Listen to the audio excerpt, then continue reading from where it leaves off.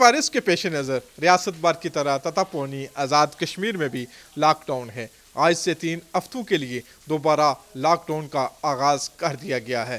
انتظامیہ کوٹلی کی ہدایات پر بین الضلعی ٹرانسپورٹ اور انٹر سٹی ٹرانسپورٹ اور پبلک ٹرانسپورٹ بند رہے گی۔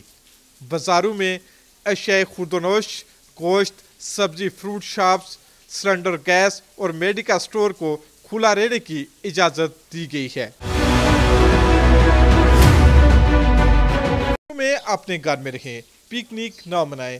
ٹریول ہسٹری والے لوگوں کے بارے میں اپنے ایریا کے تھانہ آفس یا ریسکیو آفس میں اطلاع دیں۔